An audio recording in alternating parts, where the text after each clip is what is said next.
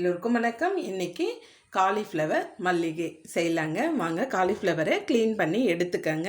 இந்த மாதிரி 65 போடுவோம் இல்லைங்களா, அந்த அளவுக்கு எடுத்துக்கங்க. ஒரு சுடுதண்ணியை நல்லா கொதிக்க வச்சு இதில் போட்டு முதல்ல எடுத்துப்போங்க. க்ளீன் பண்ணி வடிகட்டி எடுத்துக்கலாம். இப்போ தண்ணி வச்சுருக்கங்க, நல்லா கொதிக்கட்டும். தண்ணி கொதிக்கிறதுக்குள்ளே ஒரு மிக்சி ஜாரில் 2 பச்சை மிளகாய், 4 பல் பூண்டு சேர்த்து கொத்தமல்லி சேர்த்து அரைச்சி எடுத்துக்கலாங்க. பச்சை மிளகாய், இது கொத்தமல்லி போட்டுக்கோங்க. இப்போது அரைச்சி எடுத்துக்கலாங்க.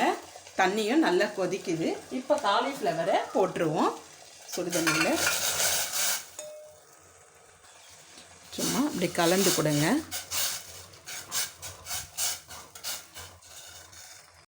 ஒரு கொதி வந்த உடனே ஆஃப் பண்ணிடலாங்க. இப்போ நல்லா கொதிக்குதுங்க. இப்போ ஆஃப் பண்ணிடுவோம். கொத்தமல்லியும் நல்லா அரைச்சி எடுத்தாச்சுங்க. காலிஃப்ளவரை நல்லா இந்த மாதிரி வடிகட்டி எடுத்துக்கோங்க.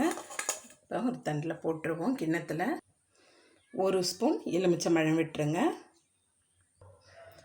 உப்பு சேர்த்துக்கங்க. கார்ன்ஃப்ளவர் மாவு 2 ஸ்பூனுங்க. 2 ஸ்பூன் கடலை மாவு சேர்த்துக்கங்க. அரிசி மாவு 2 ஸ்பூனுங்க. இஞ்சி பூண்டு பேஸ்ட்டு 1 ஸ்பூன் சேர்த்துக்கங்க. அரைச்சி வச்ச கொத்தமல்லி பேஸ்ட்டையும் சேர்த்துருவோங்க. இப்போ நல்லா கலந்து எடுத்துக்கலாம். இப்போ நல்லா கலந்துருவாங்க. உங்களுக்கு கலந்துட்டு காமிக்கிறேன். இது போல் நல்லா கலந்து எடுத்துக்கங்க. ஒரு 10 நிமிஷம் நல்லா ஊறட்டங்க.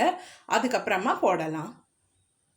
10 நிமிஷம் ஆயிடுச்சுங்க. ஒரு கடாய் வச்சுட்டு எண்ணெய் ஊற்றிக்கங்க. ஆயில் மிதமான சூடாக இருக்கட்டும்.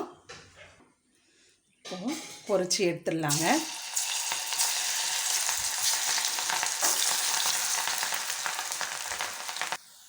நல்லா பொரிஞ்சிடுச்சுங்க. மொறுமொறுன்னு ஆயிடுச்சு. இப்போ எடுத்துடலாம்.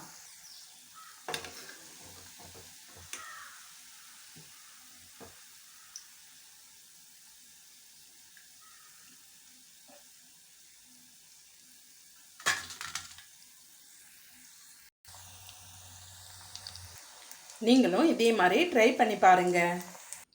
உங்களுக்கு இந்த வீடியோ பிடிச்சிருந்தா லைக் பண்ணுங்கள், ஷேர் பண்ணுங்கள்,